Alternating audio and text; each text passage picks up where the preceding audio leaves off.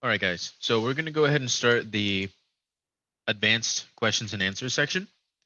And this is meant to help anybody who has been having trouble with advanced concepts like breaker blocks, liquidity targeting, stuff like that, Asia range, stuff like that. So we can all kind of convene and talk about the different things that you guys may be having trouble with. Okay. So if you guys have been having trouble with any of the topics that we've explained in the recent classes, in the most recent classes, I'd like you guys to put your put your questions in the chat. But we're gonna go ahead and start with Jay's question, who actually I wanted to talk about first. So Jay, can you repeat your question that you were asking me earlier so that we can actually cover it here? Yeah, for sure, brother. So what I was basically was, and I experienced it this week. Uh, Call it impatient or whatever, but I would forget about checking the weekly and the monthly, which is very important. I figured because even if there's a nice schematic forming and let's say 1 hour, 2 hours, something like that, and it kind of tempts you, uh, and you kind of get in a sell or whatever, and then it just goes the other way, and you realize, oh, why did that happen? And then you end up checking the higher time frames, and you realize there was liquidity and there was a order block right above. Happened on NCAD. NCAD was on weekly actually, but there was liquidity on weekly above. So that was a bit tricky. I mean, it's okay. We're not gonna win all of them, but that's pretty much what I wanted you to touch base on. Just to consider the higher time frames, just to incorporate that before hasty taking an entry on a lower time frame. Okay, that's definitely fine. Mm-hmm. So so let's take into consideration higher time frames on something. Actually, oh, for all of you guys who were on the Wyckoff class, this is a nice accumulation. Um, well, that was a bit of a side note. So when you how do you want to incorporate a higher time frame structure into into time frame entries basically? How do we want to do that? Well, firstly, a lot of people try to take the daily, the weekly, and they try to find a bias. You really should not be looking for bias, okay? You should be looking for something that I call landmarks, right? And yes, Miss Mel, it will be posted. So there are these things called that I call them, like personally, I call them landmarks. So they're going to be the things of more importance, right? So for example, if we go on something on the weekly and we see that there's a schematic, perfect. Well, we can go ahead and use that schematic. Like for example, if we go to an older example, right, in GJ, and we look on the weekly loads, here we go. We could have used that, older we could have used that higher time frame explanation to actually take or understand the higher time frames. So let me kind of explain it this way. On GJ, right, we have, let's say we go to the weekly. We very much see that right here there was distribution, right? So when we see this, what do we immediately think? What is one of the landmarks? One of the landmarks is obviously going to be schematics, right? So if you go on the daily, if you go on, the higher time frames, and you see a schematic like this, what are you going to think? What are you going to do? More than likely, you're going to take that into consideration, right? And then once you take that into consideration, you are you're going to take you're going to take what you see here and then you're going to put it into lower time frames.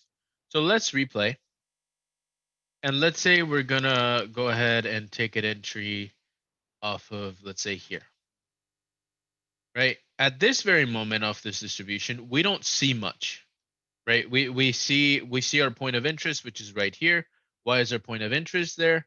Well, very simply because that would be an inefficiency or possibly an order block on lower time frames. So let's go ahead and actually look at this, right? So we have our area. So this is what I do, right? So I look at the higher time frames for these landmarks, and then I go down and try to see if they hold up at least on slightly lower time frames, so then I can find and refine my entry, right? So what do I mean by find and refine? So this is something that you guys should be thinking about when you guys actually talk about the higher time frames and how to use them. So write down this quote: find and refine. Find and refine. Okay. So what does find and refine mean? Basically, find and refine means you should be looking, right? You should be finding an area of interest that you have. So for example, in this case, we have this inefficiency here that could possibly turn out to be an order block on lower time frames, right? And from here, you'd start thinking, all right, well, this is my point of interest. This is my point of interest. I have found it, right? So that way you mark it, whether it be by a horizontal line, by a box. I prefer doing it by a box. It's just a lot more noticeable. And from there, you're going to go to the next part, which is refine. So what is refine? Refine essentially is to go on and go from the weekly. Let's go to the daily. Okay, so do we see something on the daily? Yes, we see a couple things on the daily. So let's actually take that into consideration and let's say, okay, let's refine it even more. Let's go into lower time frames.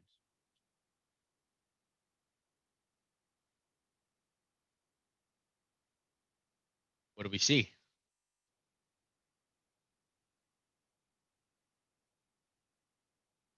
Yeah, we do see something there. Now let's say we go to the 2 hour.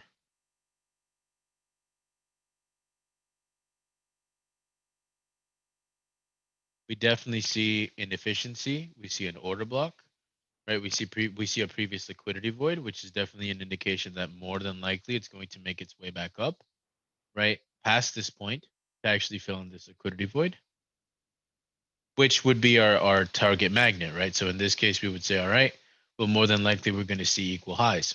Now, when we see this equal highs, at this point, we may be thinking, well, are we going to reach this point and then reverse, or are we going to continue forward? Is there liquidity on on other time frames? The answer is yes, right? So if you come across a situation where you are looking at your time frames, right? You're looking at your trade and you see something reaching an equal high, I suggest you going on lower time frames and seeing the significance of that equal high. Because right here, right on like the 2 hour or the 1 hour on this particular trade, right, we're looking at this and we don't know whether or not this trade, right, whether or not this pair is going to go above, right? We don't know whether it's going to go below, like reverse off that point because we have no idea what higher time frames are actually telling us. So in this case, we're going to see that yes, we have a price magnet here, so more than likely price is going to go up. Like price is going to go at least to this equal high. But then we're also going to say, well, let's take a look at it from the higher time frame. So let's go back to the daily or to the weekly. And from here we say, all right, our our block was around this area, so why don't we actually go ahead and try to mark where our entry would be at this point, which more than likely would be somewhere around here, right? Why? Because of the 50% of this inefficiency right there.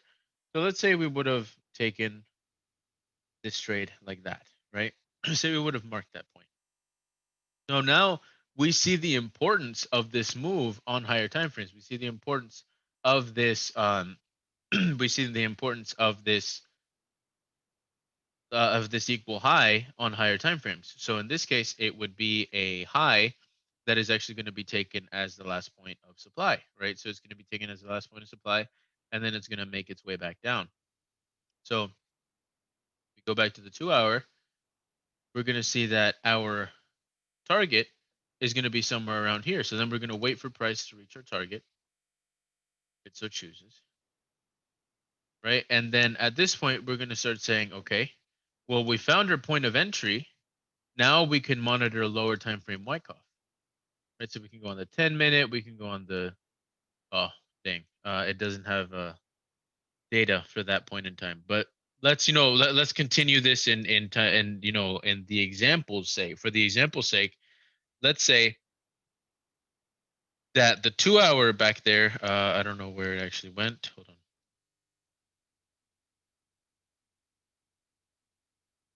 Let's say, the 2 hour, well, we already see the process afterward, right? We see the after effects of this. So we found our higher time frame point of interest. We went down on lower time frames and we refined our entry zone. And then from there, we could monitor lower time frame Wyckoff for a schematic or a miniature schematic there, right? And then from there, we would see price reverse, right? A drastic fall from there. So does that make sense so far? Finding and refining. Does that make sense?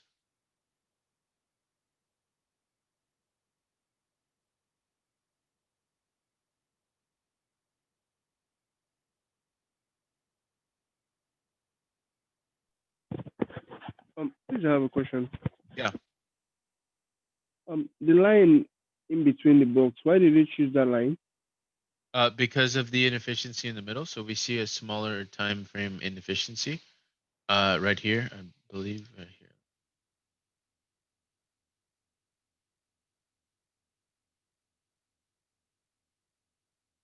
Oh, wait, what was it? Yeah, so we were looking right here, and you see how we have this wick right here? You see how we have this wick right here? You see that? Yeah. This one right there. So if we would take the 50% of it, I would mark it around here, right? But then we want to make use of a little bit lower of an entry because sometimes price moves so fast that it barely misses the 50% and then it drops. So I just like accounting for that. So that's why I put that line there. Okay. Thank you. Yeah, no problem. So all right. So Jay, does that kind of help you a little bit in terms of spawning like of using your higher time frames? Yes, I mean, I do. I already use this. I mean, exactly what you told. I do go on lower time frames slowly. I mean, I check all time frames. But the thing is, I mean, I don't know how to put it. Could I actually send you the NCAD that recently happened, Yeah, and sure. maybe you could break it down like why it didn't work out for. I mean, Yeah, sure. Go ahead.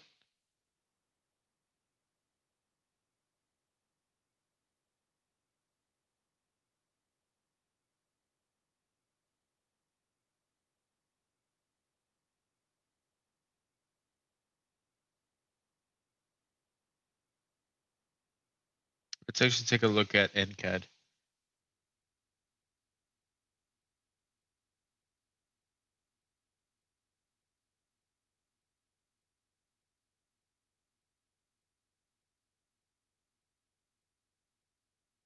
All right. So Jay, where was your question on NCAD?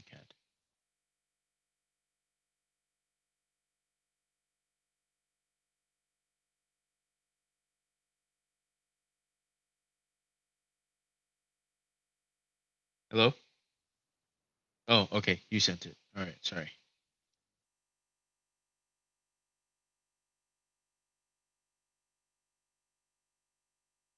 Oh, I'm sorry. I didn't see another question.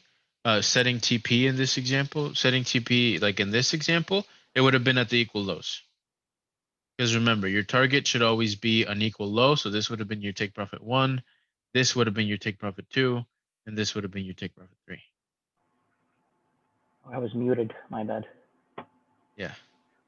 Okay, so yes, so right now, as you can see on the weekly, I was, I noticed the price approach in the weekly order block, and then I went on, I started from daily, and then eventually I went to 4 hour, and on the 4 hour, what did I see on the 4 hour? I kind of did see a schematic, but it would be better on the 1 hour. If you on the 1 hour, you could see the schematic better. Actually, let me send you that screenshot as well on the 1 hour. I don't see a schematic here. Just sent you the 1 hour chart. Okay.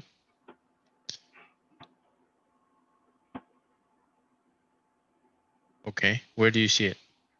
So right there, I should have marked it with a circle. You see the impulse move down, like Mm-hmm. where yeah, exactly. That impulse moved down and it kind of took those equal lows, right? To the left, to the left, left, no, to the right and up, right and up. Yeah, yeah, just there, below. Yeah, those equal lows exactly, right? So I saw that price uh, went down and took those real quick, and and I saw 4 hour order block as well.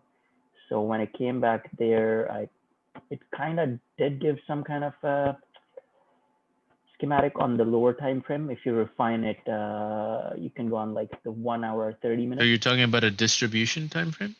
Like a Yeah, yeah, yeah. distribution schematic or Yep. okay. Yeah, yeah. Distribution. Yep. Okay. Right. And So let me actually take my look at NCAD. I sure. actually haven't been trading NCAD in a second, No problem. but let's let's think about this one. So if we're actually thinking about how NCAD is setting up here, right? We have the partial mitigation of this inefficiency, which is enough for us. Actually, the inefficiency was itself mitigating an order block. So we have to see the order flow, right? So right now, what is our order flow looking like?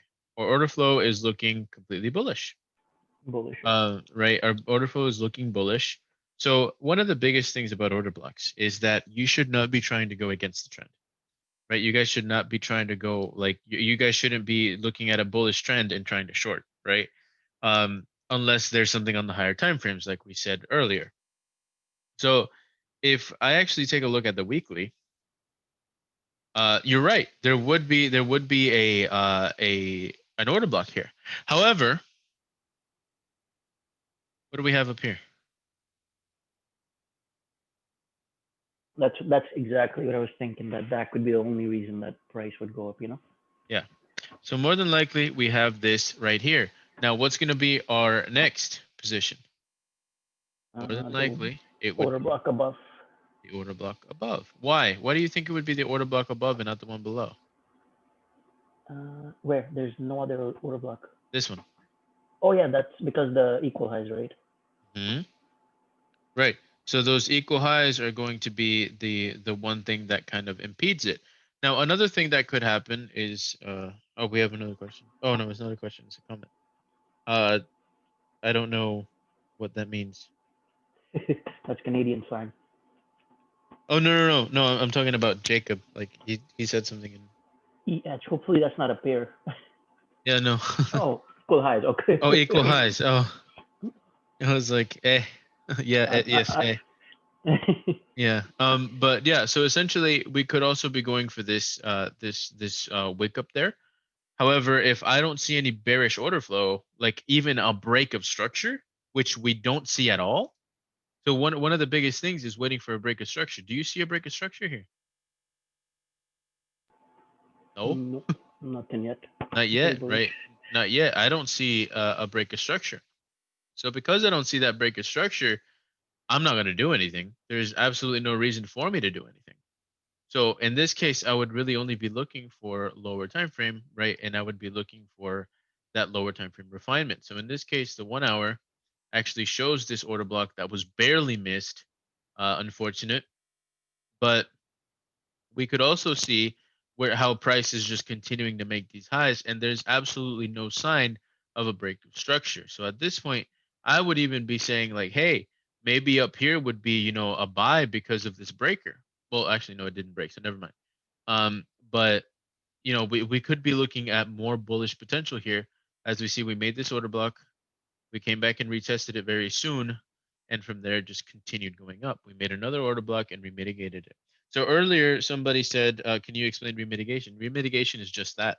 So let's say you have an order block, right? It comes back and gets mitigated, and let's pretend this didn't make an order block, but or like later on you mitigate it twice.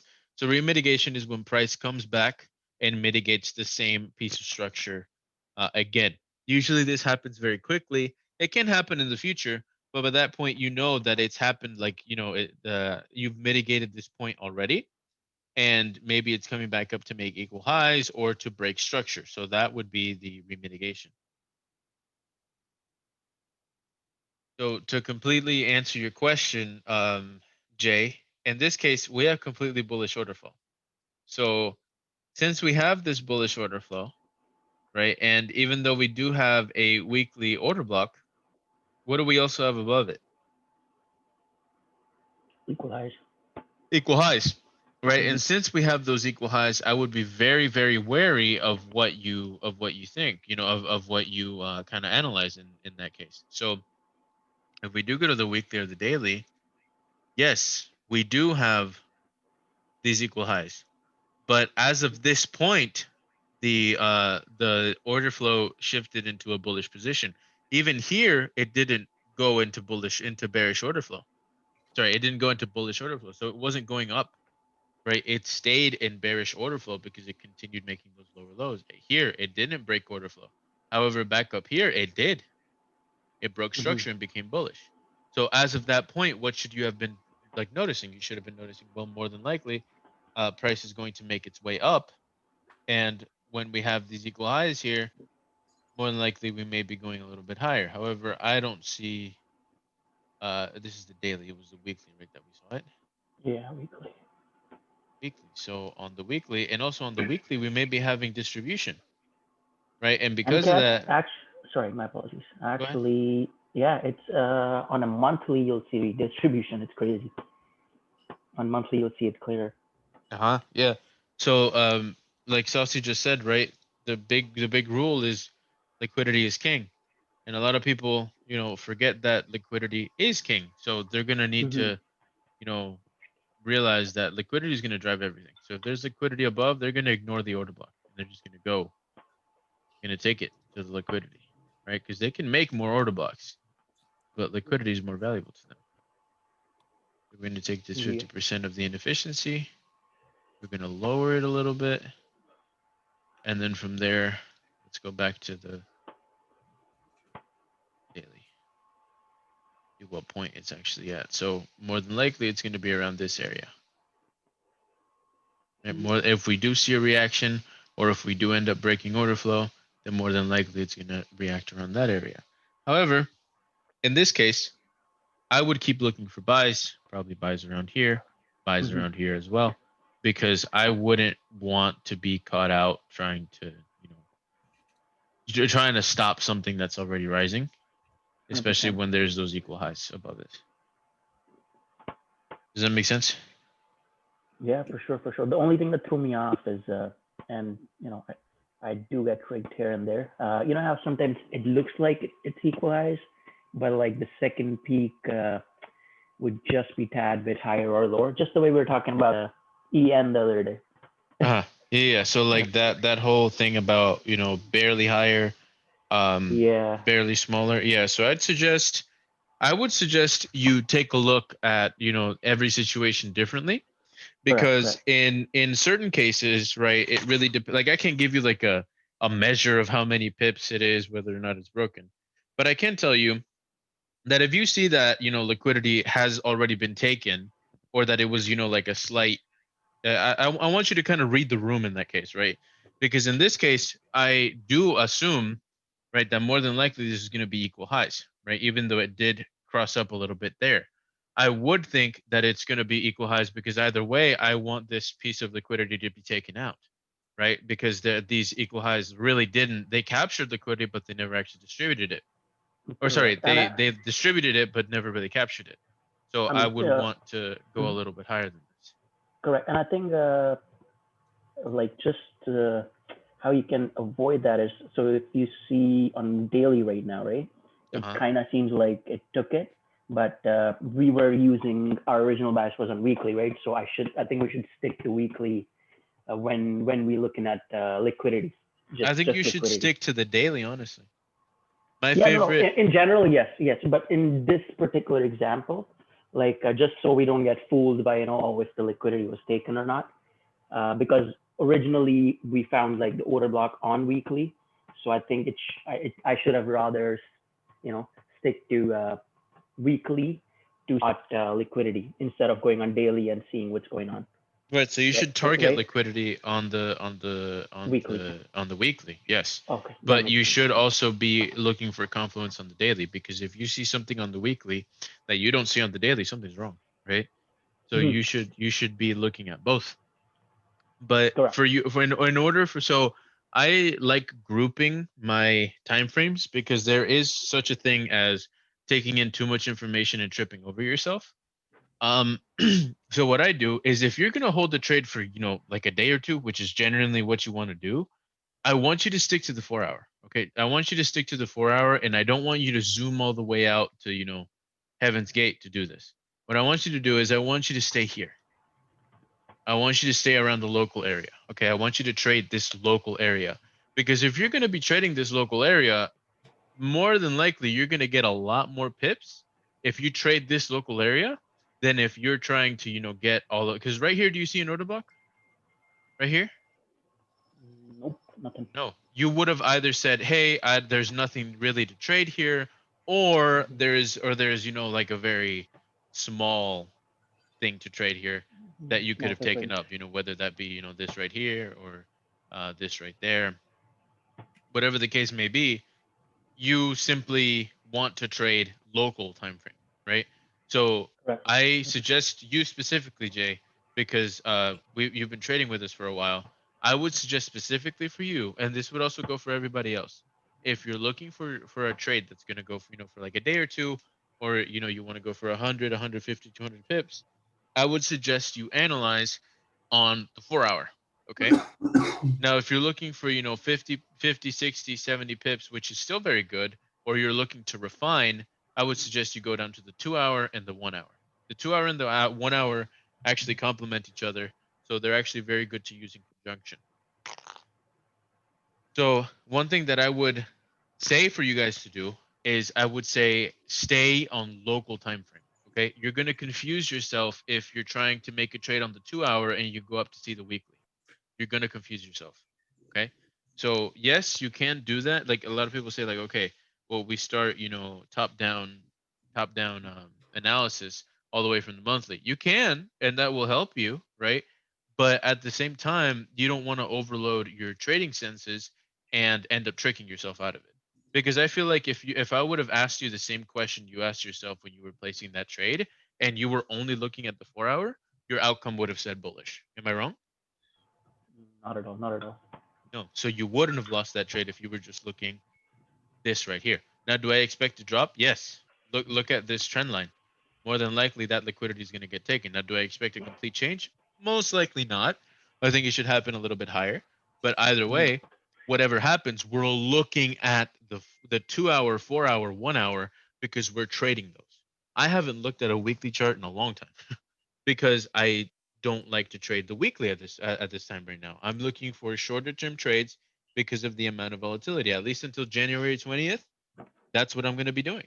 Right? That's exactly what I'm going to be doing. Now, does that mean that my trades are going to, be a little bit different? Yes. I'm going to have a little bit larger stop losses, because, as we've seen recently, there's a lot of volatility and there's a lot going on that we don't particularly know. So because of that, what we're going to do is, essentially, we are going to be, changing up the way we trade depending on our volatility, and that's something that all of you guys need to learn. So changing up your trade parameters when you're in volatile markets. Now, I started trading during, during the aftermath of a very violent crash in 2015. So because of that, I got to observe kind of the aftermath of a very volatile market. And the truth is that it's some of the cleanest trading you'll ever do. However, you're also going to realize that when it's a very, very volatile market, like it was 2020, you're also going to realize that a lot of markups are very, kind of half done, like they don't look all that appealing. And I want you to stay away from those. I genuinely want you to stay away from those, because I only want you to trade what you're absolutely sure on. Remember, a lot of people give Forex a bad name because they think it's gambling. It's not gambling when you know what you're doing. Like now, right? We're teaching you guys what to do. So in this case, you guys need to make sure that all of you guys are adjusting your liquidity, right? Your stop losses according to according to the volatility of the market. So if it's, like the 2020 market, like we should have done in gold, right? We had this trade perfectly. We had this trade like down to the pip, right? But at the same time, I lifted my stop loss a little bit, and coincidentally, I think it literally like tapped my stop loss, and then it went all the way down, like literally tapped it. When I say tapped earlier today, I mean tapped. Like it literally came to the exact pip and dropped, right? So we had the right idea. However, because of volatility, what happened? We ended up getting stopped out on a trade that should have been won. So at the same time, you guys need to learn how to develop. So when I tell you guys to memorize something, I'm truly telling you to memorize the market conditions and remember that conditions that you're in right now. So if you know sometime 5 or 4 years in the future, when another president is elected and you guys get, or a pandemic hits, God forbid, or something happens to news, you guys will understand what's going on because of the past patterns that you've also seen it in. So one of my biggest advice to you guys would be memorize the market conditions and what happened in these market conditions. That's going to help you massively. So to the next question, Zai has asked, can you explain redistribution and reaccumulation? Yes. So reaccumulation and redistribution are essentially, right? Essentially, they can be explained in one of two ways. They can be explained in the very complicated, it's Wyckoff but kind of sideways, or it can be explained very simply by saying, let's pretend we have this distribution, right?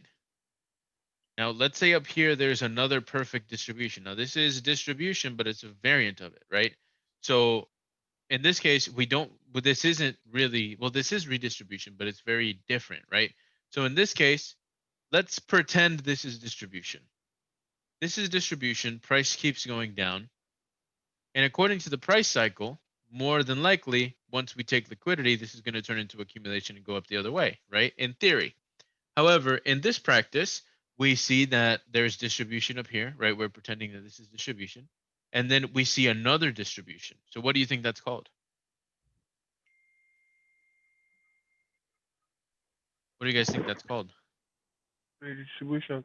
Redistribution, right? So since that's going to be redistribution, then you basically have your answer. It's distribution that happens after distribution.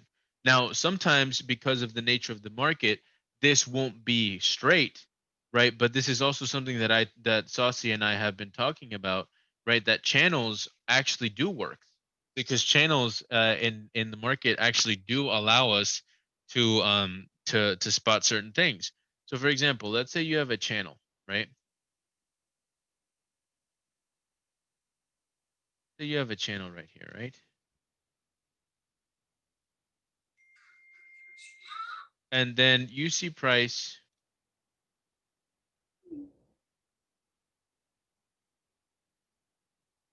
and then you see price start moving like this,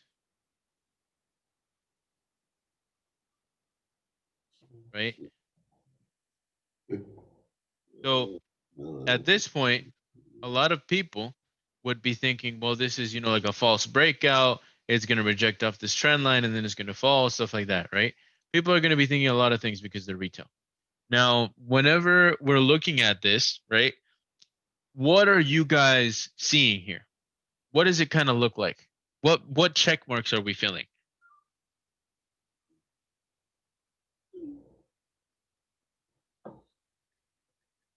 So there's bearish order flow, right? We've taken liquidity, right? So that means that they're moving price toward a premium pricing, right? So then at that point, we're filling all the checks for distribution. However, if there's already distribution up here, right? There's already distribution up here. What do you think's gonna what do you think this is gonna be called? Redistribution, right? And this redistribution is going to allow this right here to actually be the dead giveaway because Zaya is completely right. This is the UTAD, right? And since this is the UTAD, this right here, this UTAD, right, is going to be holding our upthrust after distribution. And then from there, that's going to be also confirming order flow while also taking liquidity. Now, once we, see this this test go up, right, and do that, then we can see that this is actually redistribution, right? But as you can see, liquidity was taken and then the test was supported. So it fits all the check marks for distribution just after a distribution has already happened or during expansion. So let's say there's expansion, right? And then distribution again, that's redistribution. Does that make sense?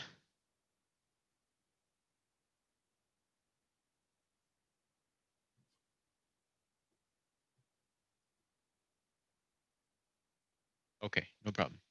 All right. Was there any other questions? I think there was some other questions. Would you guys mind repeating your questions just one more time for me? Can you explain the internal and external range, how you spot it and differentiate it? Okay.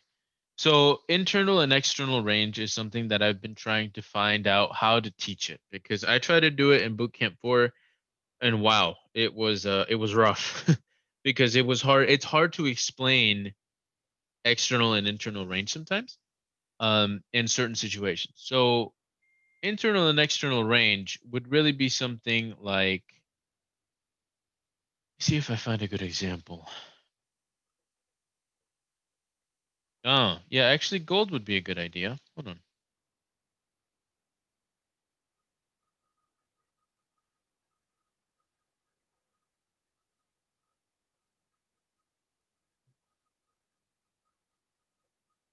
So you see how right here we start our range?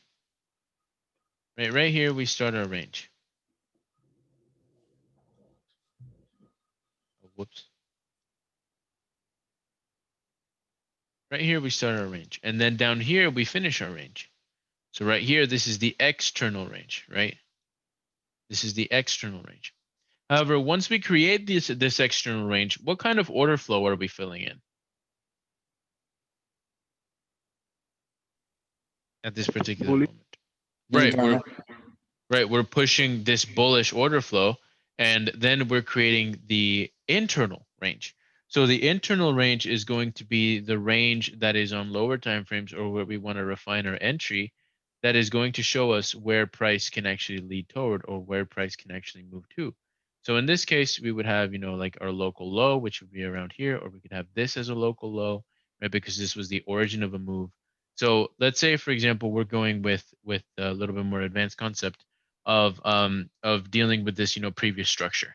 So what I say about a range as well, it can also mean this previous structure. So we have this previous piece of structure, right, that allows us to essentially look at this chart and say, hey, this is an area where price can most likely return to.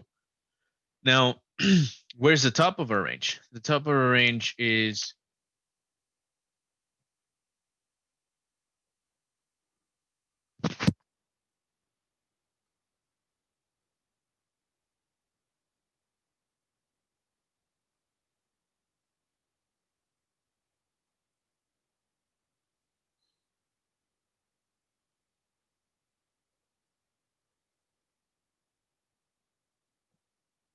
can you guys hear me? I can now. Okay, cool. I unfortunately I think my earbuds sorry, my headphones died for a moment, but I got it now. Okay, so essentially the top of our range is going to be up here, right? Why do you guys think the top of our range is there?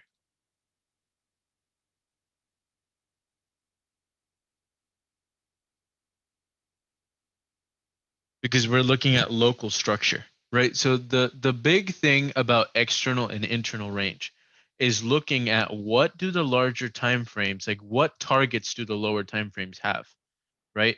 What are the two targets that the higher time frames have? This high and this low. No matter where price goes, right? In this particular instance, no matter where price goes, it either has to target the high or it has to target the low.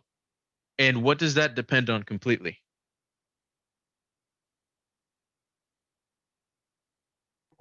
Liquidity. Right. It literally revolves around the actual range, right? It derives on the local price action. It derives on local order flow. So that's kind of what outside range does. So the external range helps you identify your larger time frame targets. So no matter where price goes in this chart, it has to either hit this high or it has to hit this low. So this is your external range. Now your internal range is what happens in your local price action.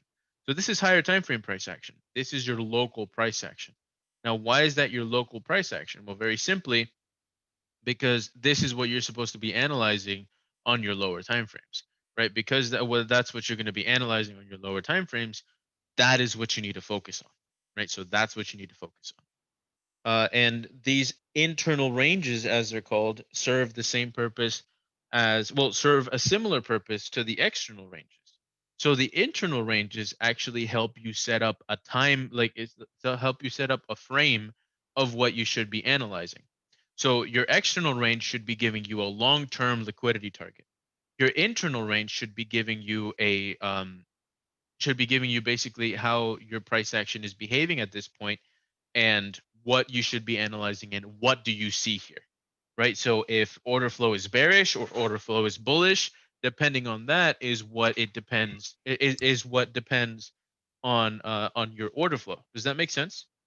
So your external range will be your targeting, right? Your higher time frame targeting, and then your internal range will be your local price action essentially. Does that make sense? Yeah, yeah, it does.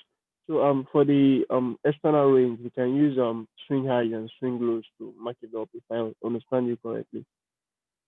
Yeah. So if you're looking for external for your external range, I would expect like a daily high, a daily low, or a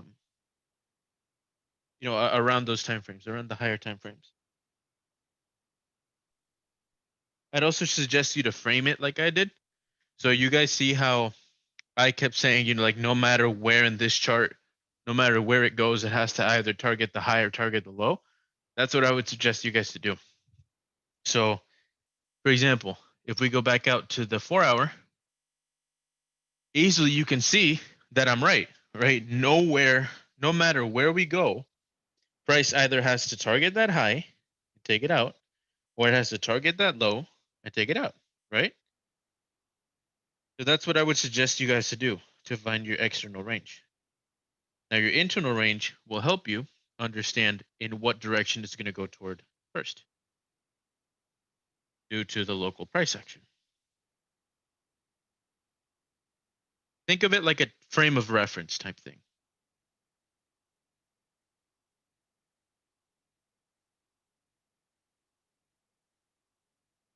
Does that make sense? I hope that makes sense to you guys. Yes, thank you. Yeah. So when you have a high impact news, or the banks love strapping people and using news as an excuse to move the market wherever they feel. So to avoid being trapped, what do you do? Let's say you see a buy.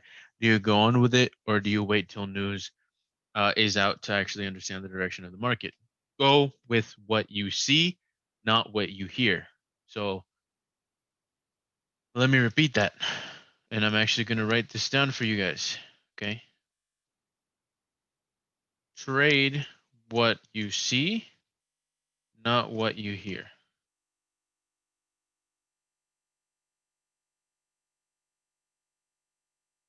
Okay. Trade what you see, not what you hear.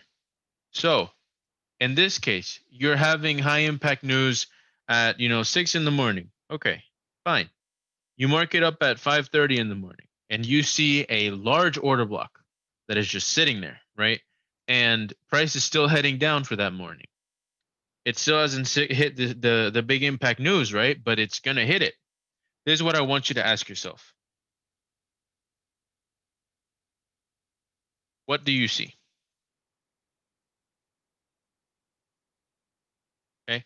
So if you see that giant order block that's just sitting there, but that high impact news would say like negative for the dollar, are you gonna go and listen to the news and try to try to trade a negative dollar? No. What you're gonna do is you're gonna stick to your guns. You're gonna go for that order block. You're gonna widen your stop loss just a little bit in case of volatility or stop hunting, and you're gonna let it ride. because you want to trade what you see, not what you hear. Now, put up a little bit of brain power behind it, and we can start saying, well, if I don't like trading high volatility environment, then I should probably not trade while there is, high volatility news. Just as simple as that. But I would suggest you to trade what you see, not what you hear.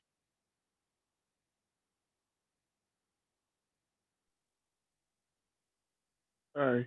Thank you. I have a question about the feeds. Yes. Yeah. While watching one of your recorded videos, so you're making a statement about your Q zones that most of the times when price hits the 88.6, it goes to the minus 0.414 extensions or something like that. I didn't quite grab what you were trying to say. Oh, yes. Okay. Give me one moment,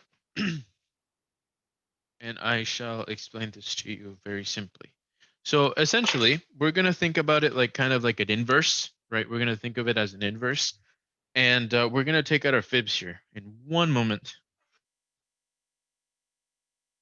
Sorry, my appliances are dying, unfortunately.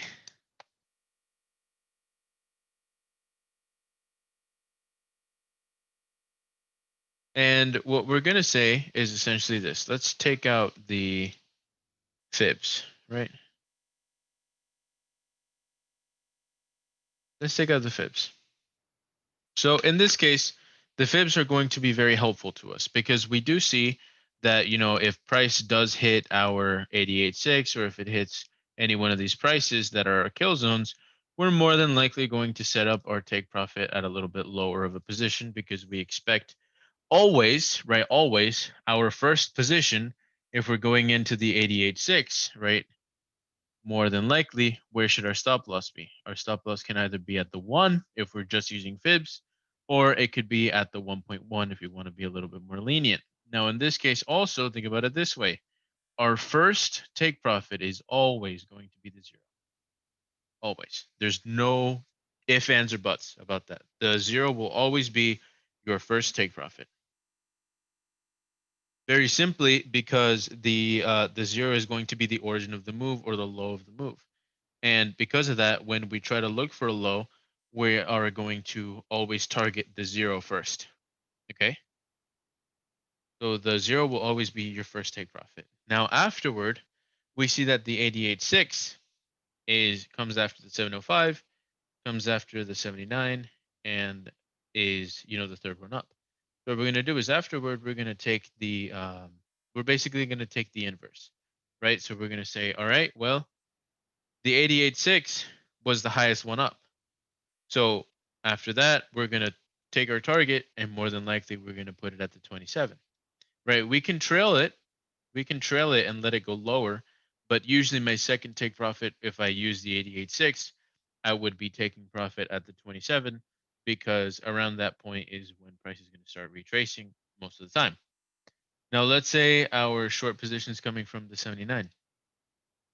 Stop loss at the 1 like usual. Right, so once our stop loss is at the 1, I'm going to move price toward the 41.4. Why do you think I'm going to do it from the 41.4? Well, very simply because it's essentially the same length, just one of them is lower, right? So one of them is lower right here. Now, if we take it from the 705, I'm going to target the same thing. My target's going to be at the 1. My stop loss is going to be at the 1. And my first take profit is always going to be at the 0, but my last take profit is going to be around the 61.8, negative 61.8. Now, if you see all of these in comparison, they are almost the same length. Almost, right? The last one's going to be a little bit bigger. But, oh, whoops, right around here. But around, they're going to be around the same length. So because of that, it's basically measuring the move by the amount of impulse that it has. So if it starts lower, obviously it's going to end a little bit lower. If it starts higher, it's definitely going to end a little bit shorter because it's already been moving for almost the same amount of time. Does that make sense? Yeah, I understand it perfectly. Thank you. Yep.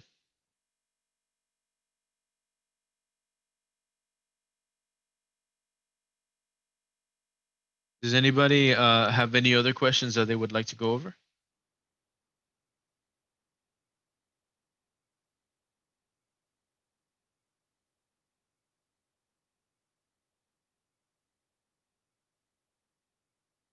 When using the power of three, how do we know when to enter and what do we look out for to take profits? I understand. Oh, sorry. Understand the concept already, but confused on entries and exits. Also, if we're using the 4 hours, since each bar candles is gonna be 4 hours, how do we mark intraday setups? So, power of three has a couple definitions, right? The definition that I have that I have applied and I've used to this day is power of three is something that you check market structure with. It's not something that you find entries off of. You find entries off of the significant three, right? Order blocks, inefficiencies, breaker blocks, mitigation blocks. So we have those, right? Now, power of three is going to be, if you guys don't know, the power of three is basically accumulation,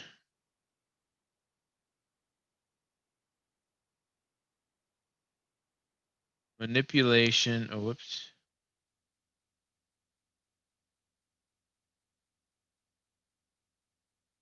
Manipulation,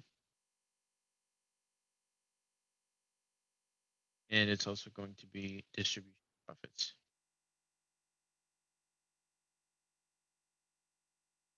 Perfect. We have accumulation, we have manipulation, and we have distribution of profits. So accumulation of what? I should probably change this. Accumulation of orders. Right? So this accumulation of orders happens when basically banks try to accumulate orders in a certain direction. So let's say that price is, trading within this range, right?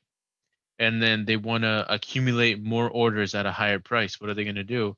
They're going to take price higher and they're going to enter here, they're going to enter here, they're going to enter here, they're going to enter here, right? And they're going to be stacking their entries at a higher price because that's the accumulation of orders. Now, what is the manipulation? This move right here was the manipulation because they had to sacrifice their capital right here to actually move price upward. They could not have moved price upward just by will alone, right? They had to take this trading range, they had to sacrifice some of their capital, and they had to push up. Now, why are they pushing up for? They're pushing up so they can close these orders, and from there they can accumulate a bunch of sell positions. And when they want to take out the little peg that's keeping price up there, they can, and they just close out the buy orders in profit. And from there, boom, what does price do? Starts going down again. Does that make sense? So this is power of three to all the people that don't know what power of three is, right? This is power of three. Now, when like what according to her question, we're going to be talking about how power of three can be used in markups. So what I do for power of three, right, is I don't take it and try to find entries with it. It's something that it's a type of market structure, right? So this type of market structure is going to be something that I prefer to do when it comes to power of three, right? So I don't have a current example on me right now, but let's see if we can draw one up in the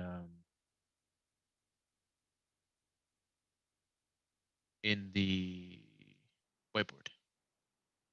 Okay, so let's say we have a pair that was trading around a range, right? It was trading around a range. It hit a bearish order block, right? And it went below. It took this position. Right now, it starts ranging again. Now, let's say that price decides to break this low, right? It starts breaking this low and then it continues going up, right? And it actually starts forming bullish order flow now. So when we think about this, what do we know about price the way it is, right? Well, what do we know about power of three? We know that they're trying to accumulate buy positions, right? So they're accumulating buy positions around here, around here, around here, around here, right? Around this area, around this area, and around this area. So we know that price at this very moment, right? We know that price at this very moment. So from here up to where it is now, right? They are trying to accumulate positions because that's what literally that's what Ranges are for. They're to accumulate positions. Now, where would the manipulation come in? The manipulation would come in right here, where they try to move price lower to shake people out and accumulate positions. Where do you guys think banks are going to accumulate their orders? That's very simple. They're going to be accumulating, or they're going to sacrifice some of their capital because all of these are buys, right? They're going to sacrifice some of their capital and they're going to input sells here. Now, what are they going to do? They're going to move price lower so that they can get more buy entries right here, right? So they're going to enter here, here, here, here, and here. Are they going to enter again here? And now this is where we understand what price is going to do, because price can come back to an order block, price can go back to a breaker, right? So because of this, what we're going to be doing is we're going to be taking power of three, and instead of using it to find entries, we're going to look at it as a piece of structure, right? So what type of structure are we talking about? Well, we're seeing, right, this manipulation, so this accumulation of orders, and now we're going to see this manipulation. When we see this manipulation and then we see the reaction to it, we may be given a tip of how price is going to move out in the future, which most likely in this case is going to be an accumulation buy. Does that make sense, Priceless? Yeah, yeah, kinda.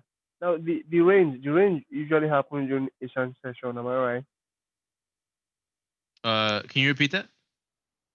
I mean the ranging. When does it happen? Tokyo and Sydney, right? Asian session. So this one right here is a range. Okay. It usually happens during the Asian session, right? Yes. Yeah. Mm-hmm. Okay. Then the manipulation during London. Am I right? Yes. And All then the right. All right. distribution of profits usually during New York. However, sometimes that can be reversed a little bit, right? So there can be manipulation and accumulation of orders both in Asia, and then the complete manipulation come in. Sorry, manipulation and distribution of profit can come in during London. That's why you see some very volatile Londons, and then afterward, New York is very slow, right? Or it's the continuation of that. So in both cases, I would suggest you to, yes, you can have that as a little bit of like a blueprint. So you can say like, yeah, during Asia, consolidation, during London, manipulation, and during New York, you can have distribution of profit. However, I would also say for you to analyze each situation differently, because sometimes you will be having manipulation during um, New York, and then distribution during, and then consolidation during Asia, and then distribution again during London. But I would suggest you to analyze each one, like each situation, um, differently. However, I would tell you that yes, for the most part, consolidation happens during Asia, manipulation happens during London, and distribution of profits happens during New York. Because if we think about it, we also talk about London reversals, right? London New York reversal. Why does that happen? Because that accumulation of position has already been completed, and from there we have our distribution of profit. If that makes sense. All right. Thank you. Yeah, no problem. Does anybody have any other questions you guys would like to talk about?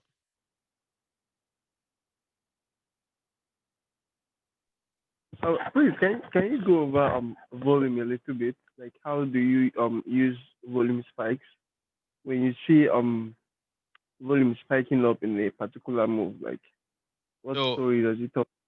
I don't. Oh, sorry. Whoops. I don't particularly use volume in the traditional sense, right? I use it to look at certain moves and see whether or not they're actually volume backed, right? So let me hold on. Somebody typed in chat. All right, no problem. So let's say, for example, there's a move that is backed by volume, like this one right here, right? This one is backed by volume. Usually, if there's a move like this, right, like that, that is sudden, it retraces, and then there's volume here. I want to keep that into consideration because more than likely that's exposed liquidity, right? So because of that, this liquidity right here had this volume spike, but nothing came out of it. And because of that, I want to be wary of it, right?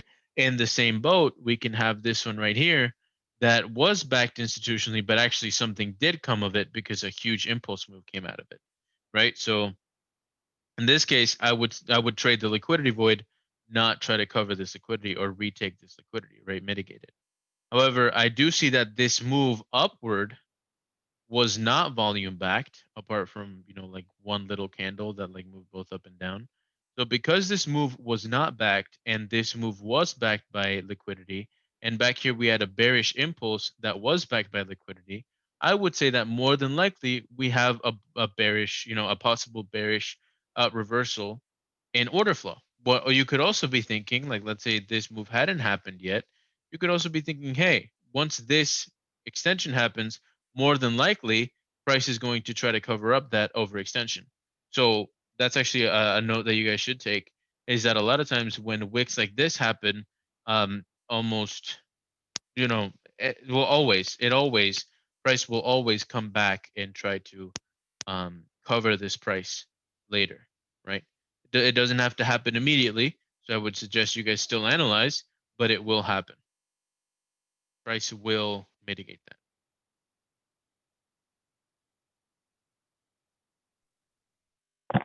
All right, thank you. If I understand you correctly, the direction in which volume spikes most times will determine the direction that the banks want to move in. Yeah. So if there's a large impulse move, right, and it is not backed by volume, more than likely price does not want to go that way. But if price moves in a certain direction and it is backed by volume, you can assume that order flow is going in that direction. All right, thank you. Yep.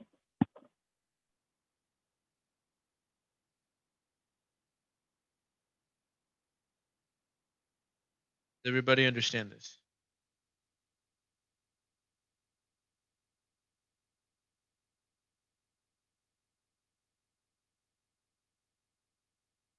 Yes.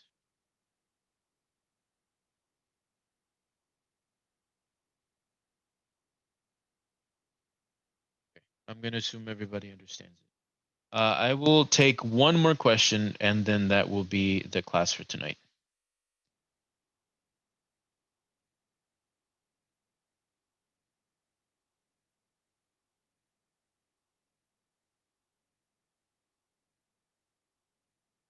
I will take one more question. Does anybody have one more question?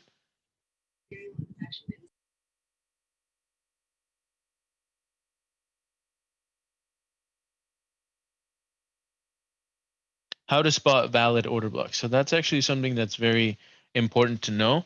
And I'm going to cover it again, right? I've covered it a couple of times, but I want to cover it again. So essentially, if we have an order block, right? Firstly, we want to understand where price is going, right? So if we want to spot an order block, we should not be going against order flow. For example, let's say that there is price, that price is doing something like this, right? Let's say price is actually AUD NZD is a very good example. Oh, sorry, NZD CAD was a very good example of it. Let's say price, is creating bullish ranges, right? It's going upward. It's just keep going up, keep going up, keep going up. And coincidentally, right up at this high, we see a price make kind of something that looks like an order block, right? Kind of something that looks like an order block. And then price continues down to a previous piece of structure. And we decide what to do at this point, right? So it starts going back up. Would you take this order block into a sell? Would you like say, okay, here, here, here, my target's down here? Would you take that sell or would you not? And why? No, why not? Because the order flow is bullish. Yeah, exactly. So the order flow is bullish. There's no reason for you to take a bearish order block or quote unquote order block if order flow is bullish, because you didn't just have this thing that kind of looked like an order block. You had this one, you add this one, you add this one, you add this one. So here you could be saying, well, order blocks don't work. They're fake, right? No, you're just using them wrong. Because not every high and not every low will be an order block. They may look like one, but they have to fit certain criteria, right? So the criteria that they have to fill is one, this is usually, so this is a worthy note of taking, though sometimes this may not happen. Uh, so impulse move takes liquidity. Okay, so the impulse move usually has to take liquidity. When that impulse move takes that liquidity, so let's say it does something like, oh, whoops. Let's say it does something like this. Let me redraw this. The price, like makes this low, then it comes back up, hits this order block, right? Down here is the liquidity. So it takes the order block and then boom, right? So the price took liquidity. Now let's say it actually creates another order block and price starts coming back up, right? The second law you could say is move does not have liquidity above it.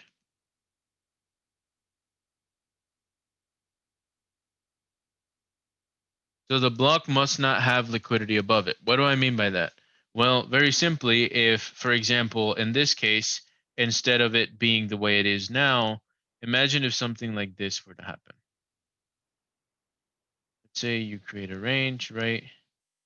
And now you're coming back down, create a dip, right? So you did take liquidity. Then you start doing this. You start doing that, right? And then you have an order block. And then it comes back down, right? And it reaches the high, it reaches the lowish. So you met the first condition, but the second one you didn't, right? Because what's above it? There's liquidity. So more than likely, local order flow is going to continue bullish, and you're going to take out this liquidity and come back up to mitigate this order block. And then from there, you're going to take the low. Then you'll come back and take this liquidity, right? But you already took the high. Does that make sense? So that's the second law of being an order block. And then after that, some worthy notes of taking an order block. So usually we're gonna take this as like a conditional. So a note, right? Usually the block is the origin of a impulse move. So most of the time, these order blocks are going to be the actual origin of it. So what do I mean by origin? It's going to be where the move originates. So let's say this is the order block in question, right? Let's say this is the order block in question. And let's say that your previous low is down around here somewhere. Let's actually delete this real quick, right? Your previous low is down around here, right? So what's going to happen? You're going to take liquidity. You're going to come back up. There's no liquidity above it, so you're going to reach the 50%, and then you're going to keep dropping, right? Taking this bottom sell side liquidity. Wow, that was awful. This bottom sell side liquidity. Now this right here, right? This right here hits the 50%. You snipe it, whatever the case may be. However, you see how this order block is the origin of this move, which took liquidity, which is also a large move. That's definitely a worthy note to take. Usually, the order block is the origin of a large impulse move.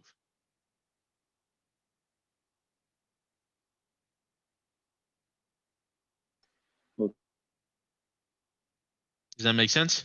Oh, Jacob, could you premium and discount be an entry if you find your POI such as an order block or as an optimal trade entry? You said you wouldn't use the power of 3 for entries. Yes, perfect, perfect, Jacob. Yes, you can use premium and discount to show where price will come back and make head towards premium discount for a sell or head towards discount for a buy. So yes, you can use it for you can use it for entries. Can you take a little time to show how you backtest? Sure. So many people have different ways of backtesting. So this is going to be the last question because it's very late where I am. So The way I backtest is very simple. I observe. Right. So what I like to do with backtesting is I like to firstly I like to go back, a little while and in certain pairs, and I like to be on a little bit higher time frames, right? And I like to kind of quiz myself on what I do, what I see, right? I don't try to like do like, oh, well, I would have bought here, or I would have sold here, or I would have done this there. I just observe and see what I see. So in this case, right, for example, let's slow down the replay. We see this order block here, right? We see that there's no sell side liquidity. It's all been taken out. Our order flow is bullish. More than likely, we're going to reverse off here. And yes, we did, right? So that way, I'm observing just by seeing. I'm not trying to trade it. I'm not trying to manipulate it. I'm not trying to like, see the left of the chart and then go back and, like try to cheat my way through it just to make myself feel better. No. What you want to do is you want to observe. You want to watch price. You want to observe it, and you want to memorize different scenarios that it makes because it'll repeat itself. So right here we see that price shows a bullish order flow, right? And I want to see, okay, will it break this high to break um, structure and continue upward, or will it simply just take this move here and continue going down to take some sell side liquidity or fill down here? Which one will it do? Well, we continue watching. We see that price did break. So from here, we would be looking for bullish order flow again. Right? And we find bullish order flow later on. So I'm observing and I'm seeing what happened. So right here, I just learned something very valuable. I learned that, while making this equal high, this structure that was powered by this order block actually continued on upward and took this liquidity and and took took this broke this order flow.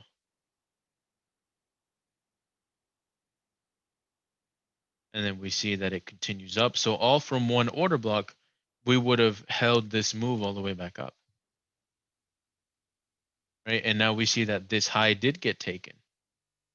So we're observing, right? We're observing what's going on. So we see that this high got taken, and as soon as this high got taken, price switches to bearish order flow, and we start heading down. But what are we heading down toward? We could definitely be heading down for here, or we could be heading down to take this liquidity below. Right? So this way I'm observing. We see that price has actually retraced off of this position here. So we see that it breaks bullish order flow, comes back in. Right? So I'd be observing what you're seeing and trying to memorize and see what's going on in the particular market that you're in. Right here, you could say, well, which move was sponsored? This bearish move was sponsored. Then from there you could, and also distribution seems to be formed here. So then from there you could be saying, hey, well, let me see if this distribution plays out or what happened in the middle to disrupt it, right? Does that make sense to you guys?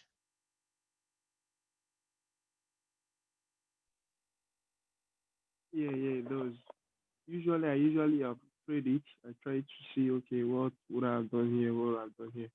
So probably I just try this approach of just observing and taking down notes. Yeah. So I would suggest you observe and take notes. That's what I like to do. Observe and take notes. All right, thank you very much for your time. Yes, no problem. That's gonna be the end of the class, guys. It's very late over here, so I'm gonna have to call it a night. But yeah, thank you guys for your time. Can you give us a short explanation of Power of Three? The video I explained it a little bit earlier, but I also have a couple other videos that have Power of Three in it. I'll actually send the link really quickly on. I think it's in recorded classes. I believe it. Yes, it is. So here we go. So are you still in here? If you are, yes. So Mark, here you go. I just sent you a. I just sent you something. I hope that helps you out a little bit.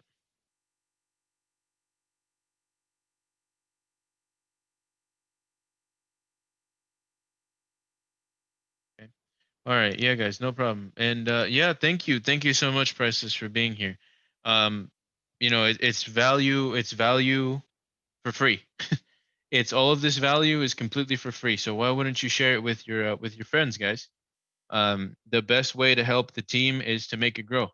So I would appreciate if you guys would share our link. You guys can go toward here. Let me show you guys. So you guys can go to. You guys see my screen? Okay, so you guys can go up here to Empire Trade Group. You can invite people, and you can simply do the edit invite link. You can expire after like never, no limit. Generate a new one right here, and you can just click it, right? And then from there you can just go out and share the link of the Discord, right? And there you go. You're set to go. So you guys can use that to spread the link around to all of your friends, guys, because we're free.